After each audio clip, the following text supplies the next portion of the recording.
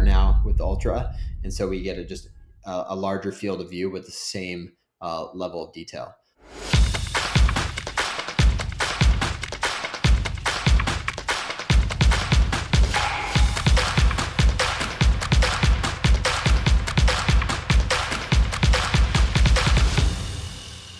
For over 5 years, ROCK Robotic has partnered with over 1,000 clients worldwide, completing over 30,000 jobs from quick turnarounds to the most complex projects. We specialize in aerial and drone LiDAR hardware and software backed by our ROCK Pro Services team, processing over 1 million acres of data with expert QC/QA for precise, high-quality results. Based in the US, our industry-leading customer success team works as an extension of your crew, hands-on from the first flight to final deliverable. No matter the scale or challenge, we're by your side, ensuring you capture the exact data you need to succeed. Welcome back to the ROCK Ultra Demo Tour, where professionals in surveying and geospatial services put the new ROCK Ultra LiDAR to the test. We talk about the experience, the workflow, and most importantly, the data. Today, I'm joined by Austin Seback, owner of Big Sky Aerial, Montana, United States. Before we get into his Ultra experience, let's start with a little background. Austin, tell us about your business and what you do. Yeah. So we are a solutions provider in the LiDAR and aerial imaging space, working with surveyors, engineers, utility companies, and architects to provide data solutions. And we cover most of the Northwest United States, but kind of find ourselves traveling coast to coast here and there. So, we've been using ROCK products for a few years now since we started the company, and been really happy. And so we're excited to jump in and check out this new unit to improve workflows, accuracy, precision, and field efficiency. Awesome. What ROCK products are you currently using? So we use the R360 for the majority of our field collections when it comes to aerial LiDAR, and then obviously the software suites that go along with that.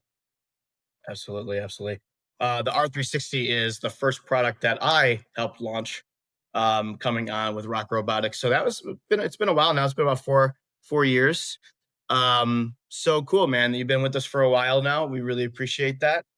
So tell us a little bit about the projects that you chose for the Ultra demo. Yeah. So we do a lot of work in power utility.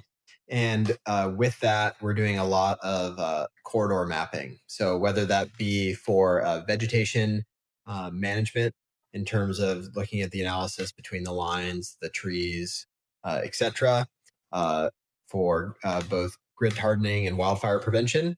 And then also for doing either greenfield PLS CAD work. We're looking at new line or doing reconductoring on existing infrastructure. And being out of the Mountain West, we find ourselves flying in very terrain and vegetation intense environments. And so what we were looking for is a LiDAR unit that increases our precision from the R360, gives us more returns, which is needed to get through that dense vegetation, but still light enough to be carried on medium and heavy lift drone platforms, and keep our battery flight time enough that we can get from A to B where we may not have road access in between. Gotcha. What drone platform did you fly it on? This was on the DJI M300, but we operate on the DJI products like M300. This will probably would go on a 400. Or the ArcSky X55, which is a heavy lift platform for farther distances. Yeah.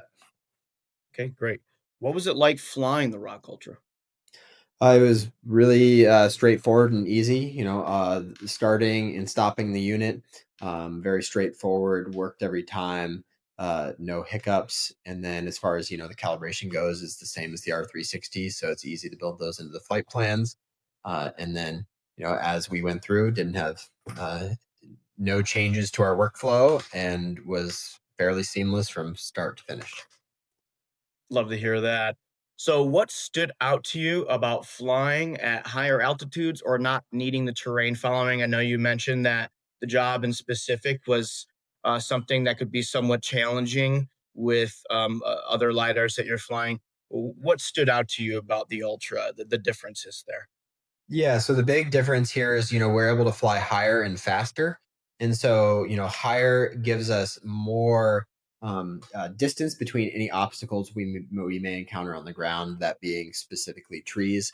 For this flight in particular, none of these trees were too high, but places in the Northwest, we'll get trees that are pushing 200 feet in height. So being able to, but those power lines still stay the same height. So the higher we can fly gives us more margin there is when we might have discrepancies in terrain, and then also uh, being able to fly faster allows us just to cover more ground quickly. So some of these jobs we're pushing 100, 200, 300 miles, and so if we can pick up an extra 20 or 30 miles a day, that cuts an entire field day out. So that is really helpful. And then on top of that, obviously, you're getting a more precise data product. So when we look at the lines, the conductor spans, instead of like a larger scattered circumference, right, of points along the line, we're getting way more precise, which helps during the digitization process um, of the Absolutely. poles and conductors. Austin, just to be curious here, what flight height did you fly it at and what speed? So we flew at 60 meters, which was double the canopy height. So we had plenty of margin there. We could have flown higher, but we didn't need to. So we just flew it at 60.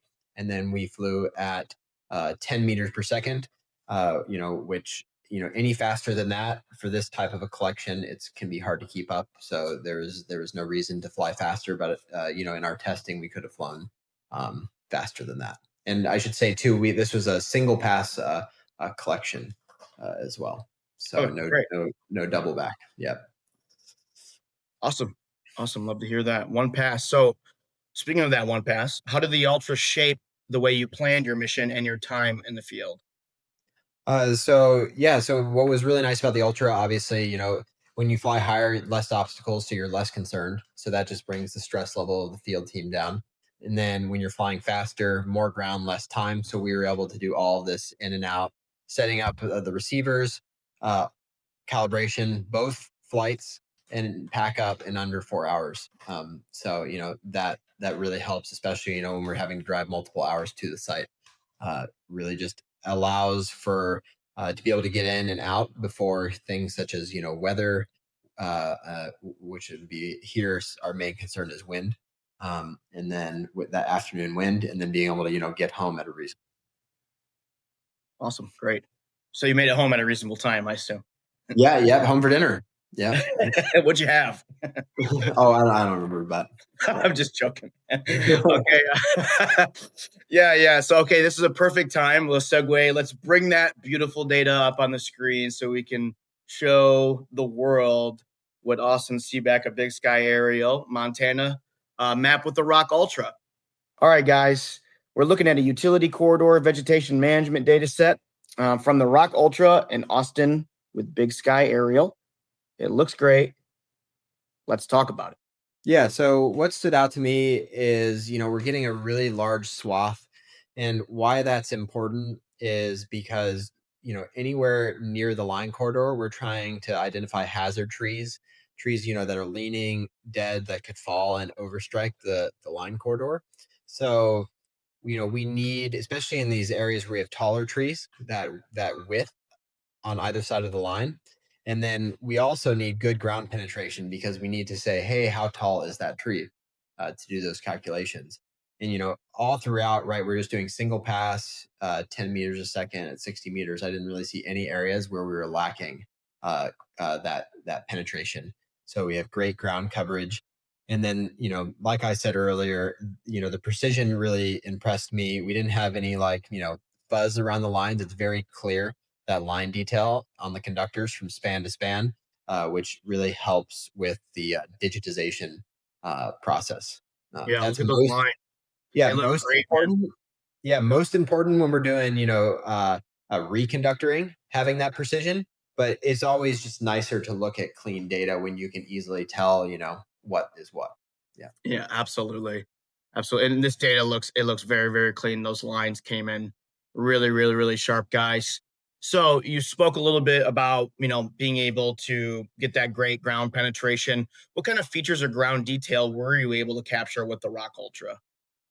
Yeah, so I mean, we were just able to capture, like this type of areas, mix of coniferous and deciduous vegetation types, and so with kind of leafy, bushy vegetation on the ground and throughout, and if you anywhere if you flip the data set upside down and look at that, you're really able to see that we are easily able to get that ground surface all the way under. So, Mm, we're going to be able to classify the types of vegetation that could grow up and touch the line, such as like in this area, it's like willow and alder, which is important. But then we're also able to really define what is the ground, throughout both in the right of way and adjacent to the right of way. right, right. So how do the Ultra perform in these challenging areas? Above the power lines, under the canopy, the steep slopes, and just the overall dense vegetation. How did the Ultra perform? And maybe you could speak a little bit to how it performed versus the other LiDAR device you mentioned, the 360, how that performs, and just some of the differences you're seeing there. Yeah, the Ultra it performed better, I would say, in every category.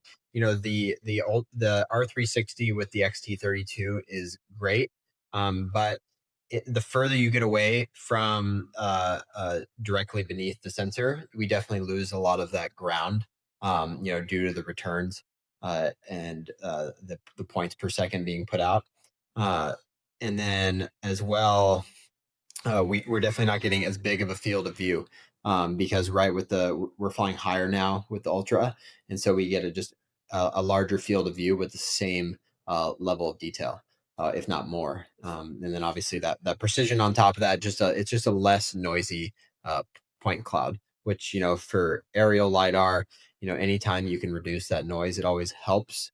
Not only on the analysis and on our side, but at the end of the day, this is being looked at by the client, and when they can see something that's really crisp, right? Everyone always, the eye is going to gravitate towards things that are neat instead of scattered, and so that helps Yeah, tremendously. absolutely. So I will ask you, did you hand over this data to the client yet?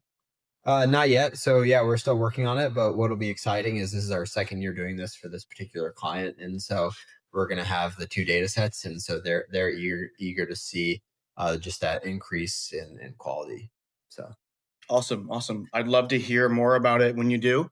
And just get their reaction and their feedback on it and everything that we've heard so far from the past Ultra demo tours that were submitted to clients. They've been absolutely just blown away by the quality of the data and the precision and exactly what you're saying.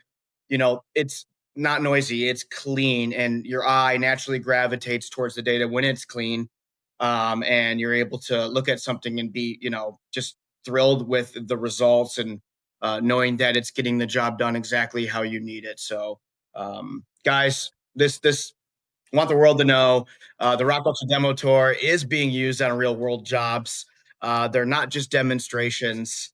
So just everyone heads up there. These are real jobs that real surveyors, real geospatial professionals are flying and turning over to their clients. They're trusting the Rock Robotic, Rock Ultra LiDAR, and Rock Cloud and Rock Desktop to be able to get the job done for them and their clients, which we obviously love to hear that from you guys and love that people are able to use our suite of products for these jobs and the clients are happy in the end.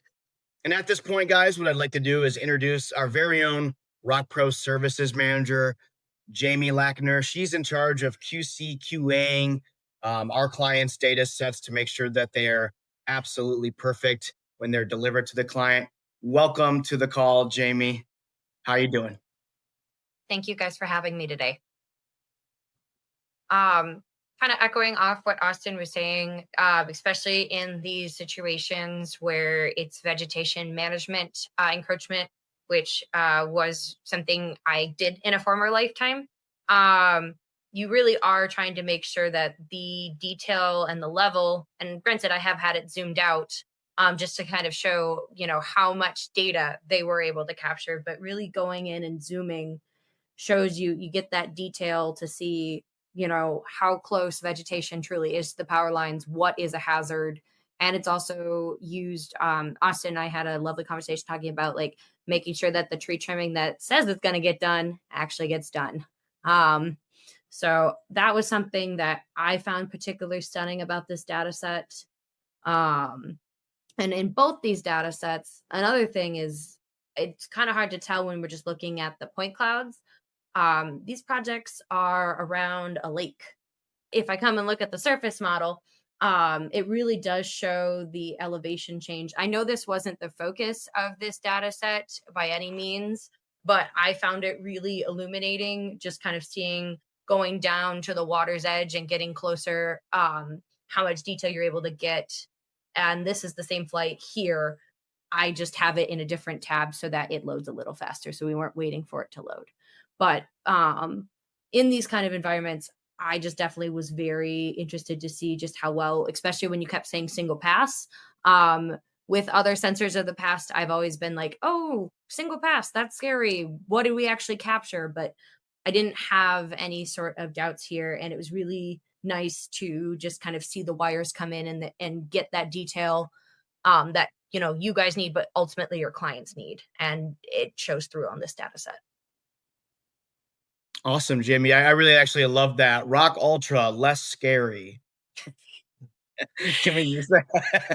Can we use that Yeah, one? no, it's again, people, when you're trying to capture data and there's deadlines abound, it Yeah. becomes how much can you do with what you have? And I don't think, like Austin was saying earlier, there's no compromising here. It's getting the job done and getting home for dinner.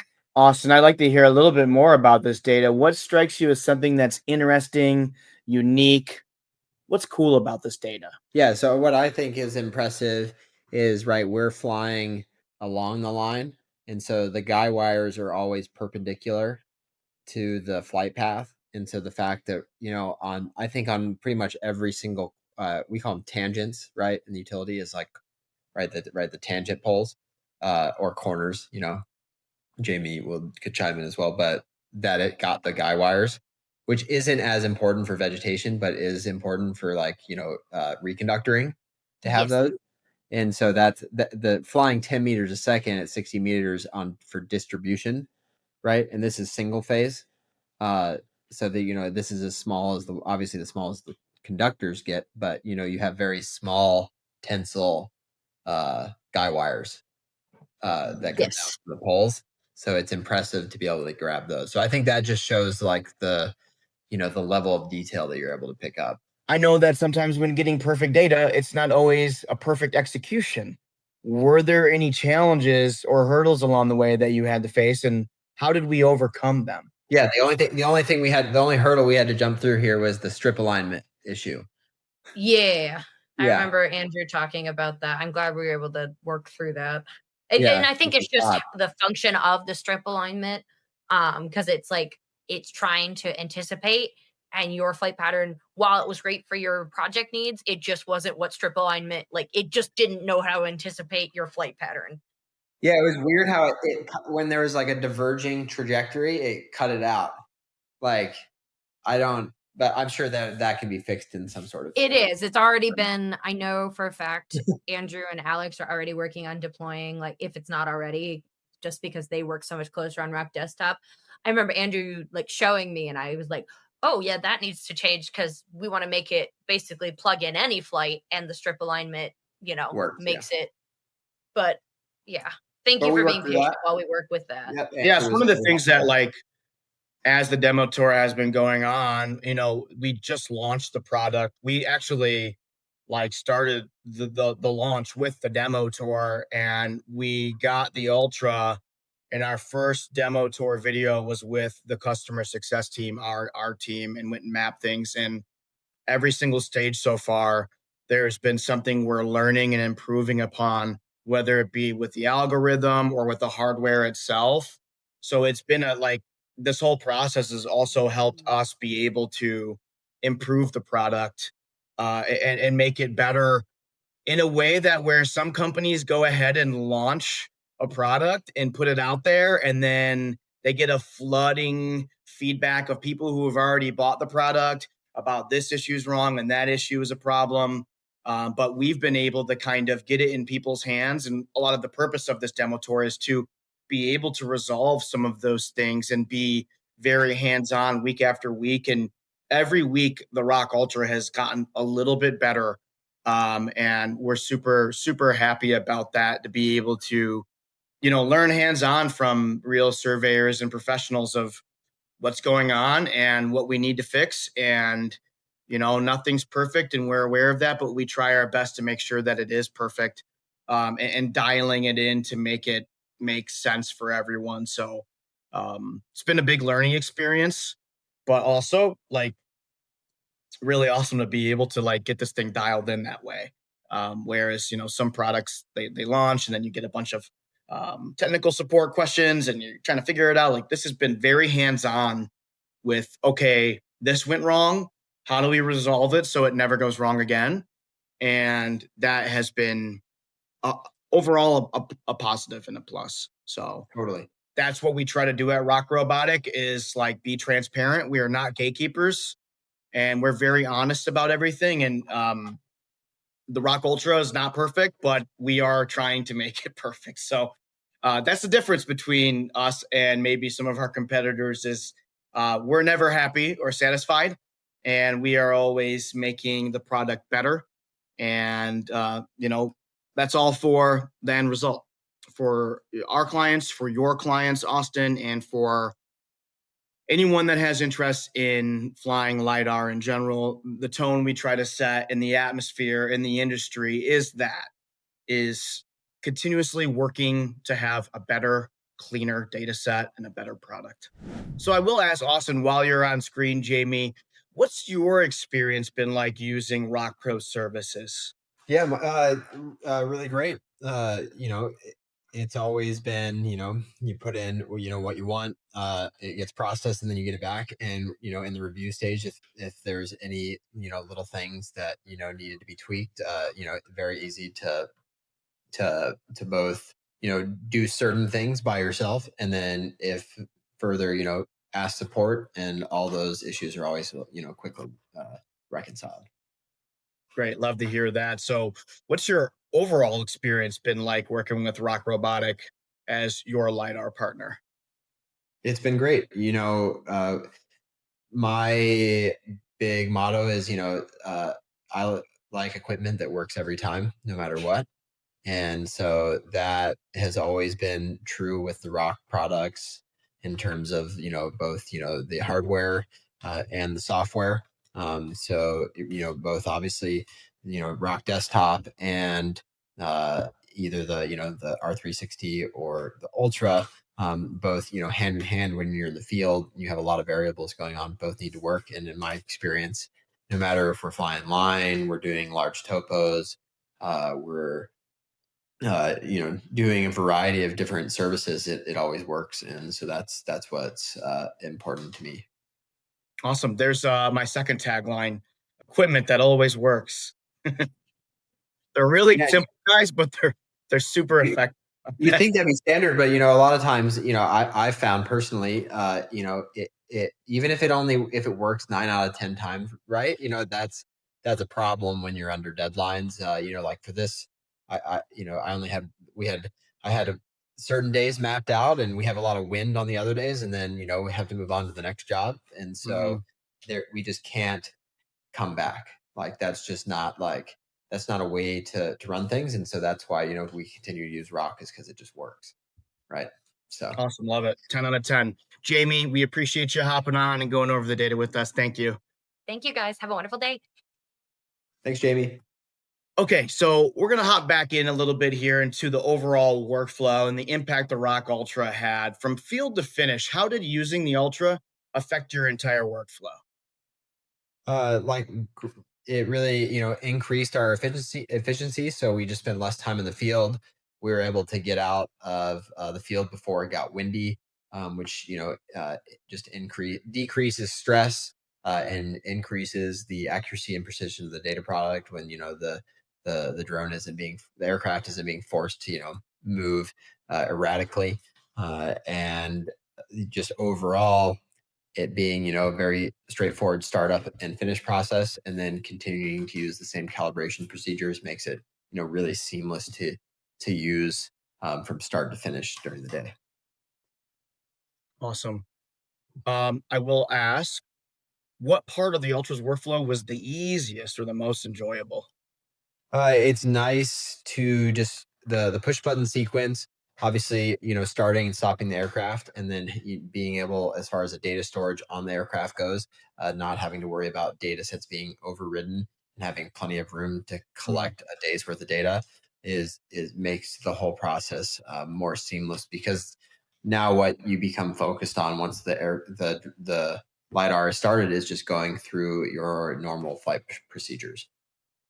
Mm-hmm. Mm-hmm. So, and piggybacking off of that and the data, how was the post-processing experience for you?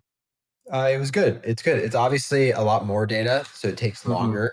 So it's you don't have as much that instant gratification, we'll call it. But I was confident with my experience in prior rock products that although it took longer to process, I knew it was going to process. So Right. Absolutely. Love to hear that. So, if you had to sum up your entire Rock Ultra experience with one word or phrase, what would it be? seamless. And what I would say to back that up is, we had already kind of done, 2/3 of this project before with R360 the week prior. And like I said, we didn't have a lot of margin in terms of the weather. So we put a lot of confidence, as we always have in Rock, to get the equipment, test it, and then go into the field and use it and be able to expect that we're going to have the outcome that we've been promised. And that's what happened. And I think as I always say, the data speaks for itself. And yeah, it was a seamless experience, even as far as the demo goes. Getting, we got everything on time. Uh, Everything was, as we expected it to be. And it was an enjoyable experience, and we got what we needed to in the field. Awesome. Love to hear that. And speaking of the data, everyone that's watching, you can go explore the data yourself. The link will be in the description. There will be a full case study article. And within that article, you can see more data set stills and actually go navigate and explore the data yourself inside of our Rock Cloud processing platform. So be sure, everyone, to hit the link in the description below and go check that out. Austin, thank you so much. Another successful ROCK Ultra demo mission. We really appreciate your contribution, getting us this beautiful data set here. It looks awesome, looks great. We're happy that you were able to have a successful mission with the Ultra. Thank you. Of course, yeah, thank you. And thanks to the Rock team for all the support on this one. We appreciate that, Austin. Okay, everyone, same place, same time next week. ROCK Ultra Demo Tour. More missions, more data. See you guys soon.